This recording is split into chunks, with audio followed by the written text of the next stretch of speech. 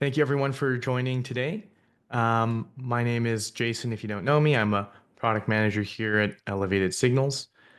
Um, in today's session, I want to basically just digitize a real form that a customer of ours have very graciously allowed us to use in this demo. So it's a pretty big form here, and I'll do that a little bit.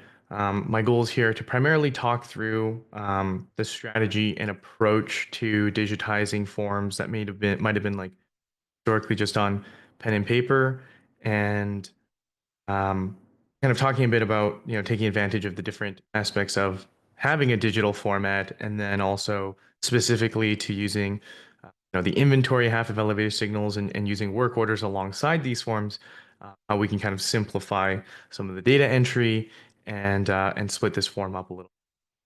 Um, so I'll talk a little bit about that. I want to demonstrate some actual implementation of sections of this form, if not the entire thing. And then, as always, there will be some time for questions at the end of the session. At any time, feel free to just drop them into the Q&A section of Zoom. And as always, this session is recorded and will be sent out back later on. So, for today's session, I assume that you have some familiarity with the form builder. If not, that's okay.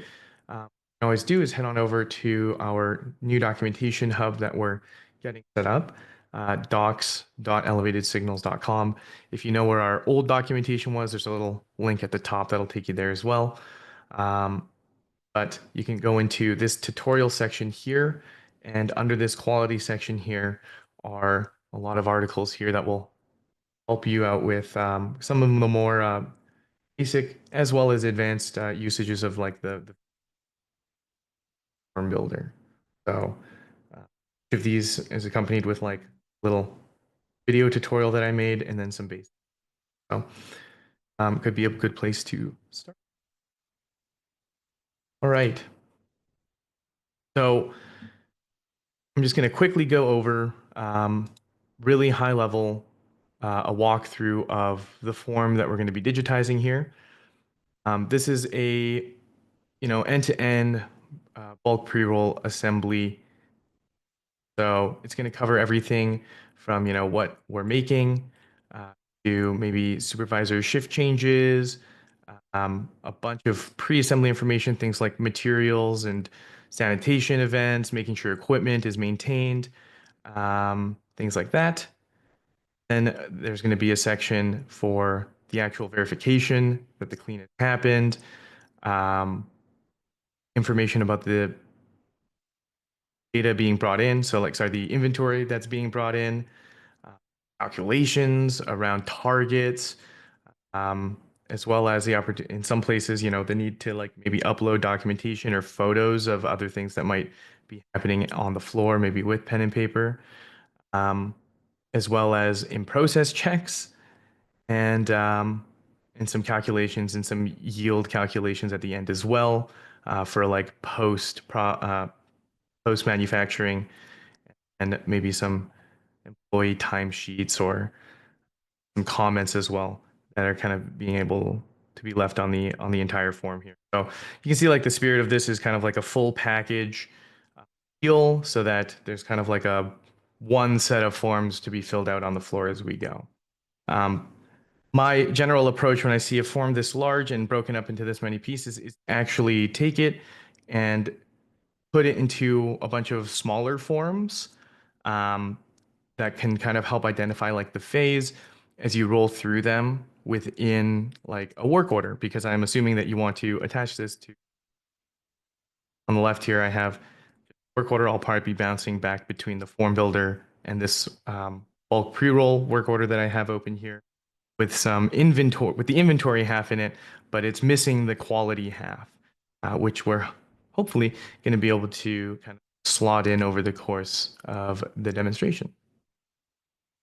So at the start here, we're just going to take a look here at the first section. So at the top here, we have like the pre-roll sizes that we'll be able to work with. For simplicity's sake, as I go through here, I'll probably just rock with like 0.5 and 0.35 and maybe 1 and just kind of omit some of the other formats. Then first thing in the actual pre-assembly section of the form itself is like a supervisor shift change sheet to kind of track which supervisor in the room is in charge. So I actually prepared a bunch of aspects of this form that I'm going to need. So down here, I've prepared a supervisor timesheet for me to. So I'll actually go in here and I'll use our table section, which is, if you're familiar with the repeatable form section, it's just a repeatable, but it sideways. And within this, I'll just go supervisor shift changes. And then within this, I can just throw in a data selection tool. And my data source here will actually just be user.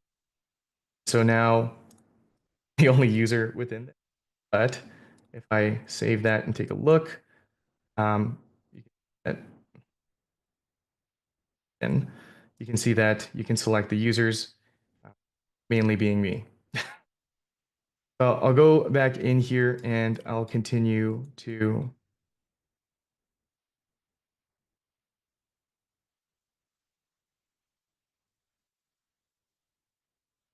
Hey Jason, we're losing your audio a little bit. Okay.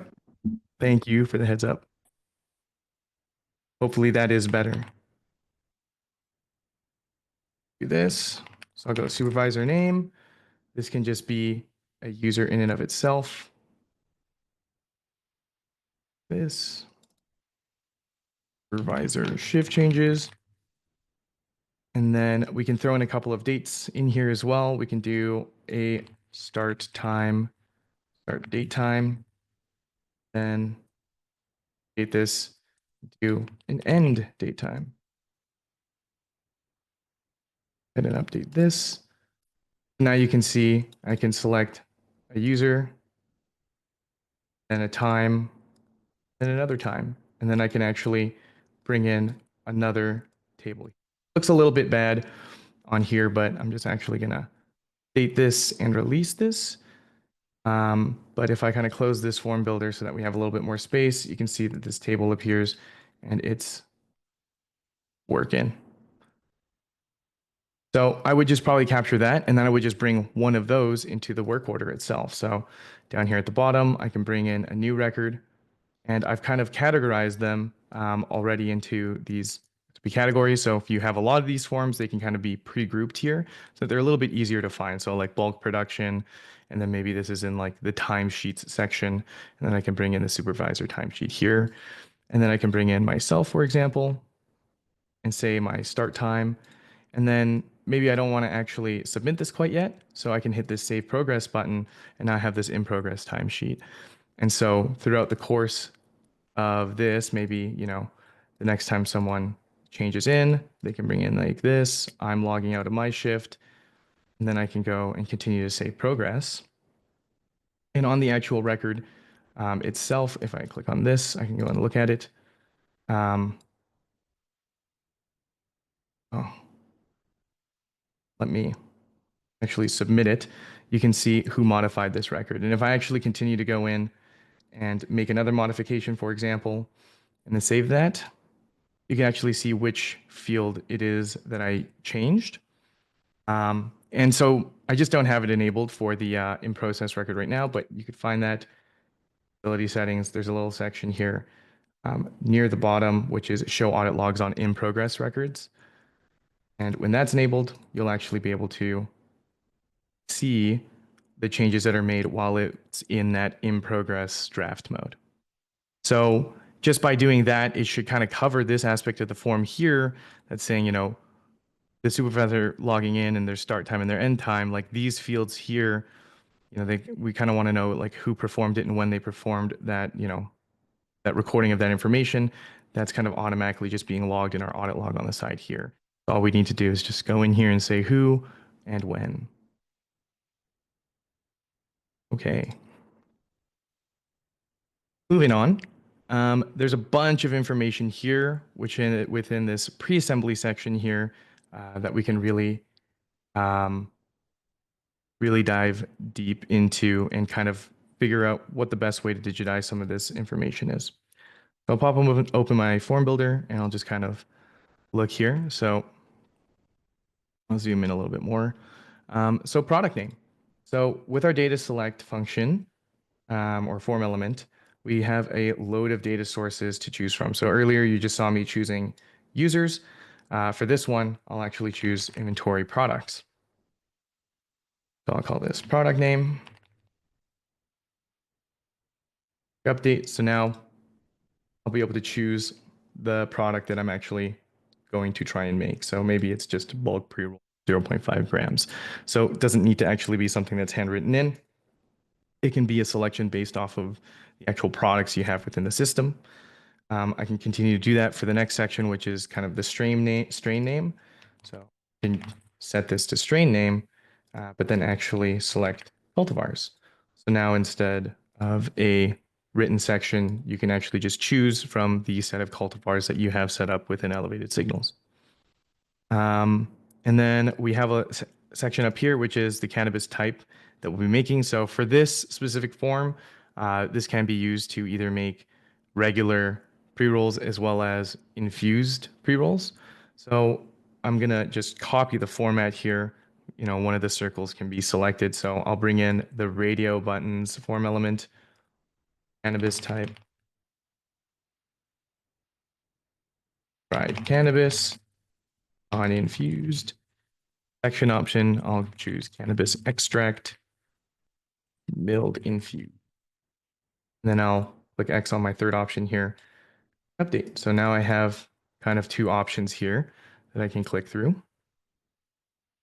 And then we have another section here that's extract type if infused. And then under it, we have a little section which is extract type other if it's not in this list. So in this case, I'll show another option. Instead of a radio button, you could always instead use just a regular select. And so a select is a drop-down selector, and it's just like a radio button. So extract type used. So I'll just fill in a few of these. Hash, resin, distillate, isolate, header, and then finally an other option. Okay.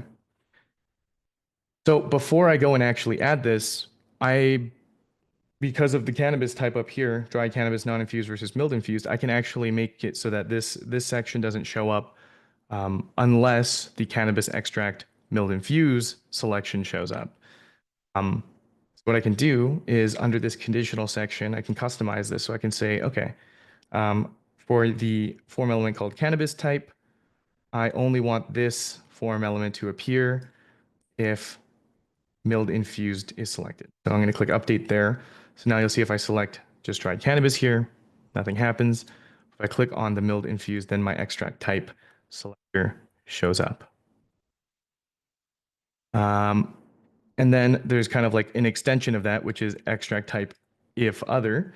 So if for some reason something doesn't fit into these categories, I can bring in a text field, which will allow someone to fill in with text whatever they want to say it is. So I'll go extract type if other, and then I'll set that conditional to be on extract type if that is set other. Date there. So now I have this flow where I can click on cannabis extract, milled infused, go down and click other, and then my extract type if other is up, and I can go wrong. I'm not sure what to call it. I think everything was captured in this list. Under there, we have our pre-roll size. So this is something where you can just use like a numeric field, something like this. Pre-roll size, and then I recommend usually throwing in like a brackets G here so that it's pretty clear what this numeric field is capturing. So maybe 0.5 or whatever it is. It can just be typed in. If you want a little bit more safety around that, you can also just use a select like I did up here for the extract type, where you can pre-fill a list of options if you want to limit that for yourself. So I'll just keep it as a numeric for now. and I'll move on. One here is going to be the input batch of milled cannabis. So that is going to be, once again, another data select. Here, the default for this is set to batches, and then I'll just go milled input batch. And so rather than having to write down the ID itself, you could actually just search within the elevated signals batches section for whatever batch it is that we're using. So that will simplify that as well. So hopefully all of this so far is going to be reducing a lot of mistakes that could happen, sorry, if it's just written in by hand. We have a next section here, which is about like pre-roll bulk lot ID. I think this is for pre-assigning a lot ID to the pre-roll bulk lot that is getting produced. This is something that you could add as another data select. You can set this against batches, or if you want to use you want to point it to a specific inventory lot, you can do that as well, I believe. Yeah, you would just look for lots here. And I should probably name that.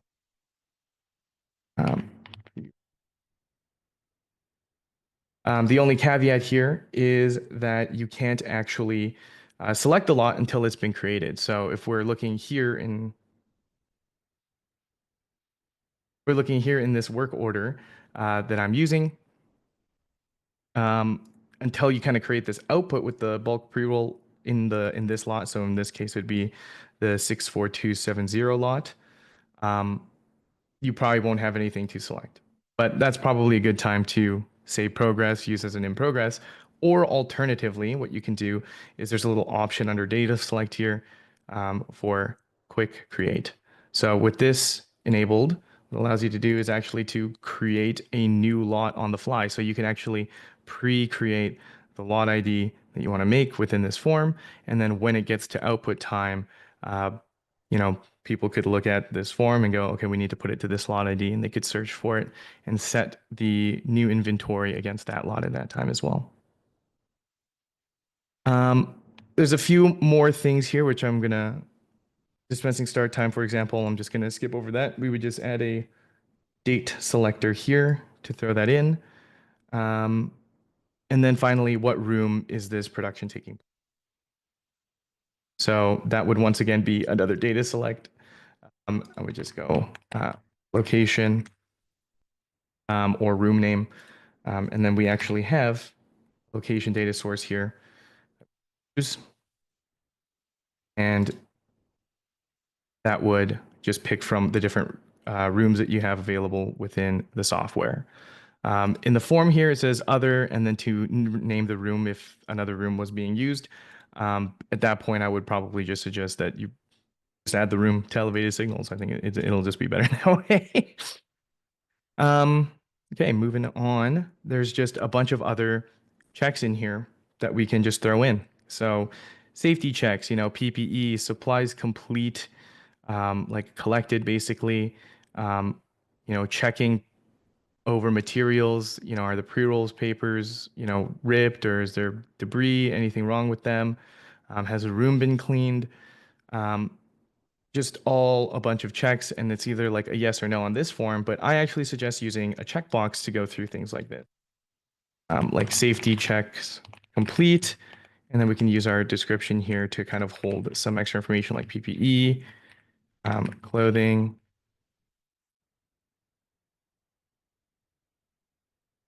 And what this allows us to do is, maybe I'll just create a couple more. Just kind of do this and just copy paste some of these titles in. Realizing now that I'm keeping the descriptions in. Move those to clean it up in a second here. Here. Around just to match it. This.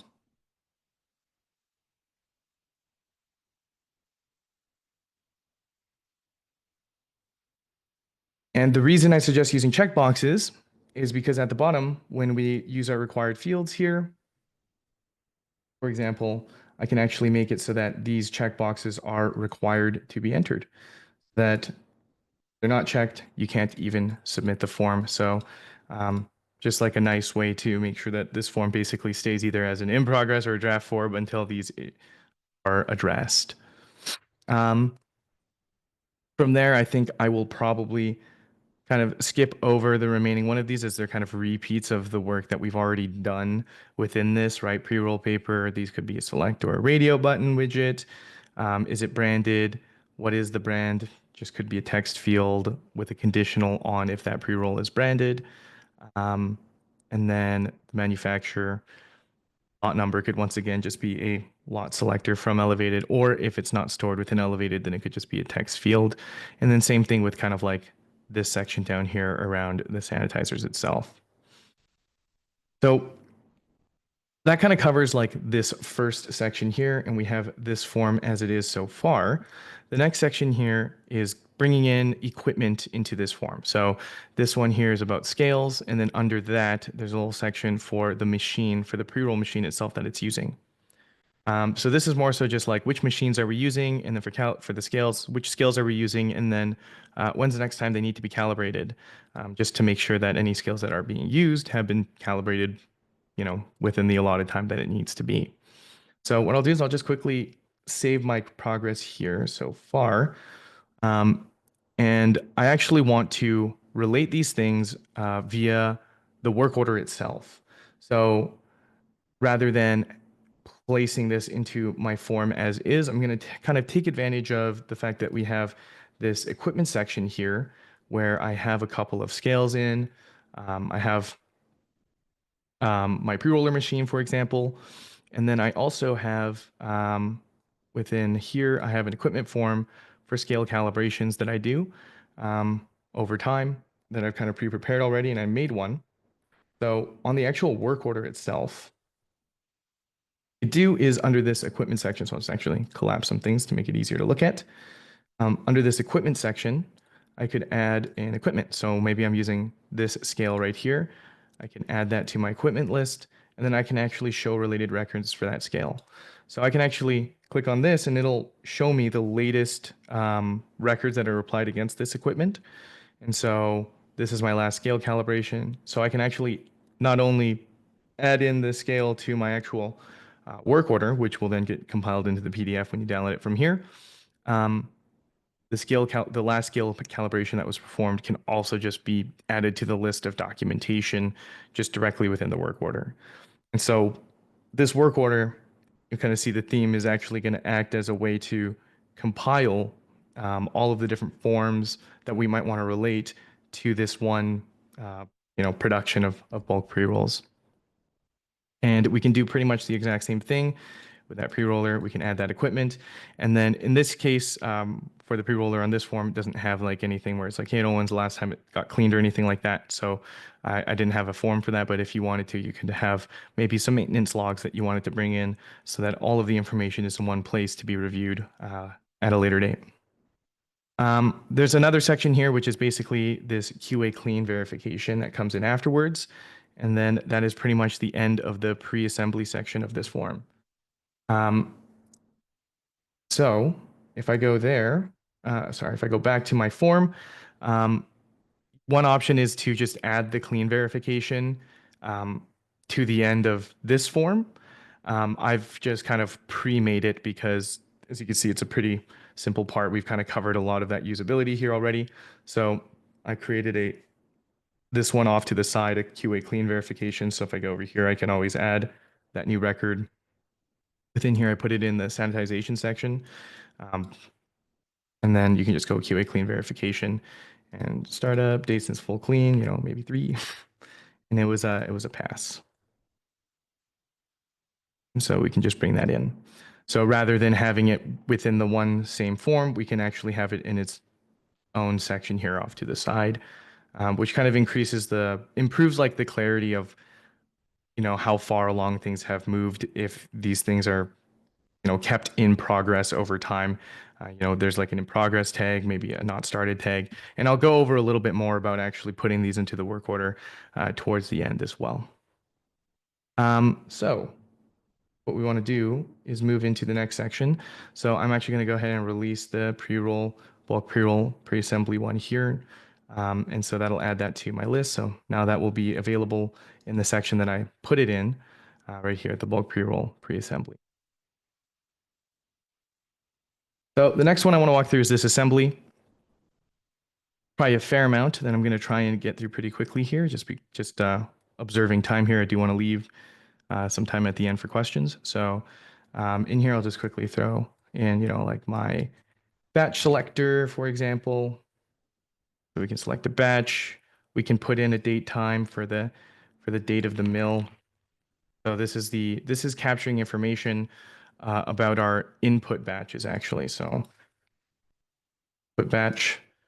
And then we could bring in this amount, like total weight and how many bulk bags are used. But depending on how you are using elevated signals from an inventory perspective, for example, if you have individual inventories as bulk bags, that might just be something that you just get from the work order information by bringing in different inputs. At the same time, this could be part of the form where maybe you do want to enter that information anyways, and just have it be a double check essentially that this matches up with the actual inventory consumption within the work order. So at that point, it's kind of like it's kind of dealer's choice in how you're using the forms in relation to your actual workflow and operational level. So I'll skip through that, and I kind of want to get to this section here where we start to use some of the more advanced form elements within Elevated. So we're going to do some of our pre-roll target calculations within here. So what I'll do is I'll throw in some numeric fields. So I have my empty pre-roll weight here, and I'll do that in grams. And then the next one is the target gross weight of the pre-roll. So what I could do instead is I'll throw in another numeric here, which will just be the pre-roll format.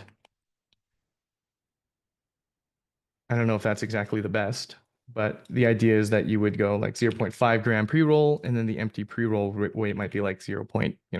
I actually don't know how much this would be, maybe 0.1. And then we can use a math function to kind of cover what these calculations here are doing. So this is kind of showing us, hey, what is our target gross weight of the pre-roll, and then what is the minimum gross weight and a maximum gross weight, and that would just be a 5% on either side of that target gross weight. So in that case, I'll start with a math field here, and within the math field, I have the options to use as kind of variables other numerics that are within my form so far. So I'll call this target gross weight grams. And then this is just going to be my pre-roll format plus my empty pre-roll weight. So by clicking on this here, I get the ID copied to it. So it looks a little big and incomprehensible, but you just kind of like click on these to copy those IDs. And so now if my pre-roll format is 0.5, my empty pre-roll weight is 0.1, then my target gross weight is calculated out as 0.6. So I can kind of continue chaining that down. I can actually make another math field here. This will be my minimum gross weight, grams. And what I can do is I could take my target gross weight here and then multiply that by 0.95. And then I'll duplicate this and I'll call this my maximum gross weight. And I'll instead multiply that same variable by 1.05.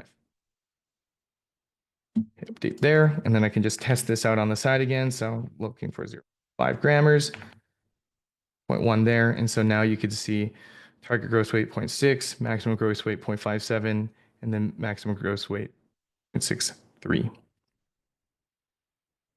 And that is using that's like an example of like chaining the math widgets around on each other. And then we can kind of continue down this list here. We have our, in this case, I believe that the machine itself outputs like a run counter. And so this is just a place to attach the document and then write down the number of runs that it says that it output. So to do a file, there's a file upload widget that you can add in down here, which allows you to upload the file. So we can say a pre uncount upload. So this would probably be done closer to the end of a process. And then we can add our numeric to kind of capture total number of runs.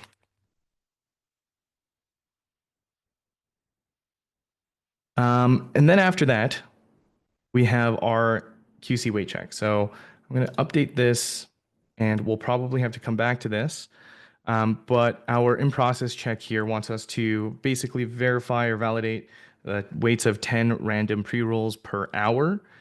And then on each of those, kind of put in the minimum and maximum gross pre-roll weight. This is where I wasn't really sure if this is like the minimum and maximum that we calculated up here, or if this is like a minimum and maximum within the sample of 10. I assumed the latter in this case, and I actually built out a different form to kind of cover this, just to kind of show why it might be good to take the in-process check and actually pull that out to the side. So for this one, for example, I just put a target pre-roll weight at the top here for just as an example, just that we have something to look at. But then if we pop open this hourly QC weight check, in this case, what I did was I just put everything into a repeatable form section. And so I have a performed at, so I could set this to, right now, so that we know which hour this was performed at, and then the 10 different pre-rolls, and then this extra information at the bottom. But, and then from there, you could just pop in a new one of these for every hour that exists, and just to make sure that you're getting all 10 pre-roll checks in. And you can set on this as well, you can actually set a minimum number of repeatable sections that exist. So maybe a production at minimum is going to take 4 hours, and so you're going to have to at least enter 4 to be able to submit. Or maybe you want to do within this, you just want to make sure that pre-roll check 1, 2, 3, all of these are actually required in each of the repeatables before it can actually be submitted. So once again, a little bit repetitive on this form in specific, and it could get pretty long. And so I think that's just it's a good idea to split this one off to the side and kind of act as its own spot outside of the actual assembly form itself. This is kind of like the handwritten big table version of the output of the above section here. So these are like the hourly check times and then how many the pre-roll weights kind of getting outputted. So just jamming all of that information into one big form in the form of my in-process check. After that, we have a pre-roll calculation section here, which takes the number of runs and multiplies it by 100 to say how many pre-rolls were made. So if I go back to my assembly, I can just continue from here. So we have our total number of runs here, and we just want to know how many pre-rolls should have been made from the pre-roller. I guess it's 100 per run guaranteed. So we can use another math field here. So pre-rolls made, grab our total number of runs, and just multiply that by 100. Now, if we did like 10 runs, then we made 1,000 pre-rolls. And then there's some extra fields here, like your hand-filled rules or number of damaged or excluded rules. We can add those in as numerics, and then do one more math field to roll up the pre-rolls from the pre-roll machine, as well as your hand-filled, as well as damaged, and get a total pre-roll section. But I'm just gonna kind of skip over that and move forward because I do want to talk about a couple of other things outside of this form. So moving on from there, another part of this form is this quick clean tracking, which should be done about once whenever the filling cone tray, whenever refilling the cone tray, sorry, or once every 4 hours. So there's kind of like 2 provided onto this form by default. So this is another example of an opportunity to split out the quick clean tracking on this form to a separate form so that this can be kind of just added ad hoc to the work order whenever one is needed.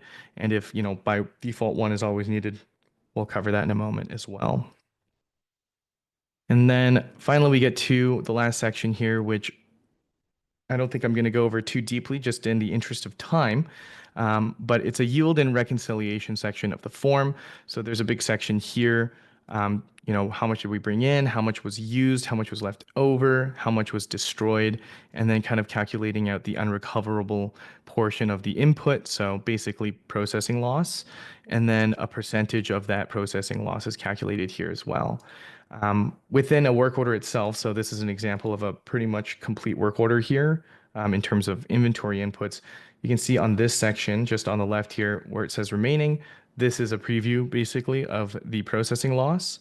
And so just by bringing in the inventory here, you kind of just get that as part of the work order documentation. Once again, that's whether you want to still bring this in on your form or not is kind of dealer's choice. It could just be another one of those things that is just ensuring we're just double checking that everything got brought into Elevated as inputs and outputs and destructions, and just a place to make sure that the two numbers match up could be a viable reason to bring this in. And then same thing with units produced. Right? That could just be the total number of your outputs here. I know I made 1,000 in this work order, for example. And then a duration of the run could be your open date to your close date. We do also display the duration date, the duration so far. As you can see, this is a pretty old work order that I've kept open. But you might want to do this after all if you do wanted to get some type of information like the number of units per hour by recording, along with that, the total number of man hours. I won't cover it, but you also have an opportunity to create another one, which is maybe like a timesheet. So I've seen maybe creating a table view, just like I did for the supervisor sheet for like a clock in, clock out, and that can maybe replace a physical employee sheet or something like that. Or you could just take a photo of it and attach it to a record and attach that to the work order. And then finally at the bottom, there's just a section for comments here. And the way I would kind of cover that instead is one of two ways. I would either just basically add a comment section to each form, or I would take advantage of using work order statuses to kind of add statuses to this work order, or the form itself. But I have one here that's called like ready for review or something like that. And I could just throw in a comment here like ready to go for quality to review, something like that. Click update, and then this isn't having fun, but the comment section did show up down here at the bottom. So it could be just another place to enter just kind of like a comment, an update, or like I said, just kind of built into each of the individual records. So unfortunately, a little bit more than I was hoping to implement all of these forms within the time frame, but I don't think I was able to. But I got most of them done.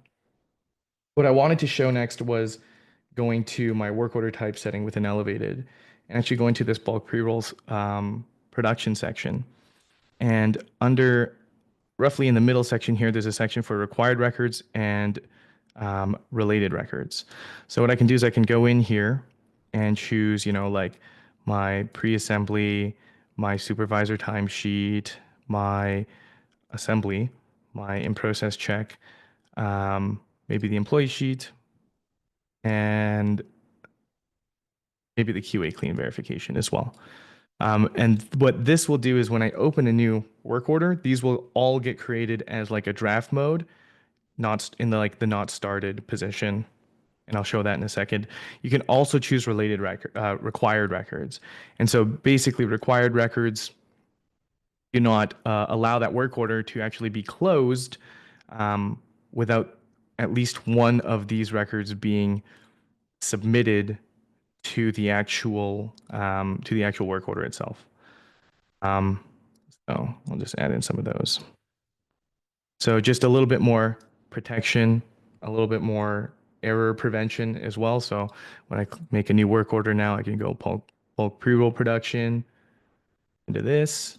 And then when I open this work order, you can see my in progress record section here appears. When I click open, I pop open the record section, all of the records that I'm going to need to fill out are going to be here. And then if I need to add anything extra, I can just always, go to new record, go into my section here, and then maybe I need to do, a quick clean and save that in as an in progress record. Okay. I think for the most part, that's everything I wanted to go over. Um, I know this is kind of long, but I did want to save some time at the end here to go over any Q&A that maybe anyone has, any questions or comments that they wanted to leave with us. So I'll take a look in at the Q&A section now. Will there be an option added to remove unused conditionals from the downloaded final PDF? Oh, yes. Um, there is a section in the facility settings under batch production records PDF settings. There's this option right here, show fields hidden by conditionals on records. So if you have this checked, then anything that is hidden. So I'll just kind of go back here. Actually, I'll just do it here.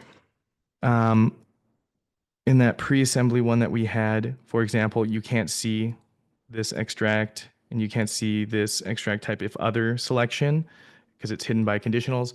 That setting basically controls whether or not when you download the PDF, if the hidden fields by the conditionals appear or not. So if this was my entry, for example, that setting controls whether or not on your PDF, if the extract type and extract if other selection appear if they're actually hidden on the actual submitted record.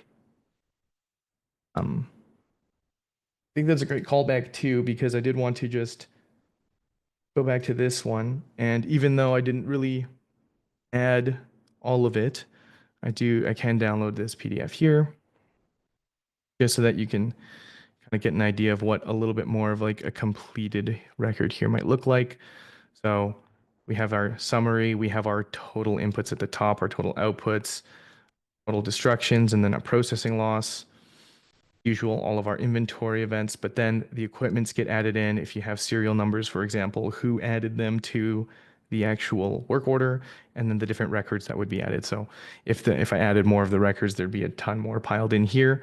And then from there, each and every single one of those PDFs would just get brought in. So there's my scale calibration, my supervisor timesheet, there's my way clean verification. So it would end up being one large document that has, both the inventory information as well as all the quality information for an effective review. Another question.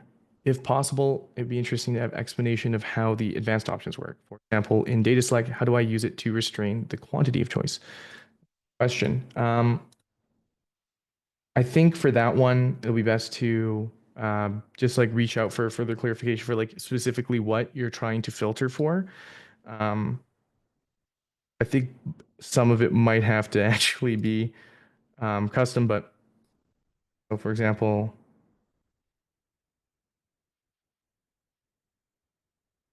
yeah, well, this will have to be something we'll reach out to you about, or you can reach back out to us actually since you're. So if you could send in um, like an email to us, more than happy to kind of chat over what you're looking for and what you're hoping to get out of it. Um, yeah. Um,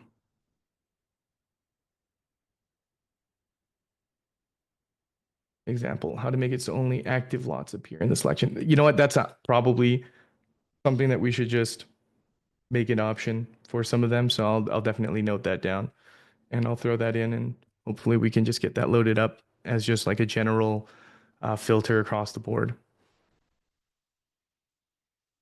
When creating long forms, quite annoying when dragging blocks into the form builder. You can't scroll with the blocks after drag and release to bring it. Is there a way to fix it? Yeah, actually, that's a great shout out.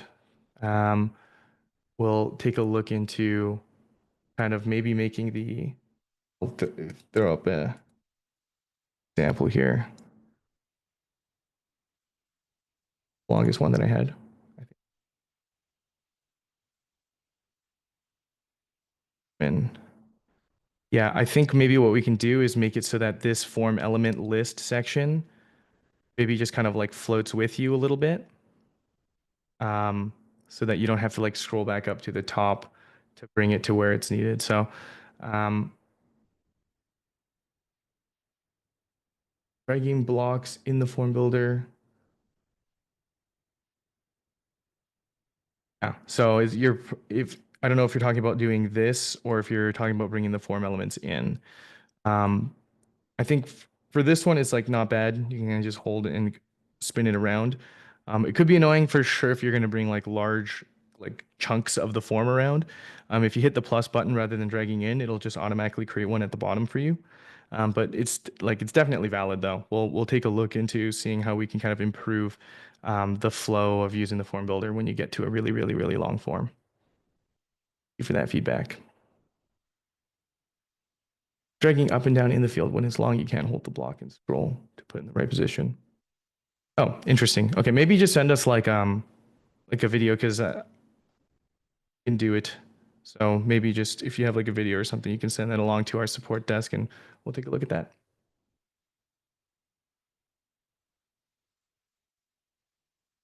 Um, cool. Last call for questions. If you have any other questions, actually, you can always send that along to help at Elevated Signals or success at Elevated Signals. Um, if you kind of wanted to explore how you could use um, more of these forms within your own implementation, you wanted to get some help or chat with us a little bit about it, um, that, or if you just want to get started using the forms at all, you're always welcome to check out the documentation, like I mentioned at the beginning, or of course, please send us an email at success@elevatedsignals.com. We are more than happy to help you out.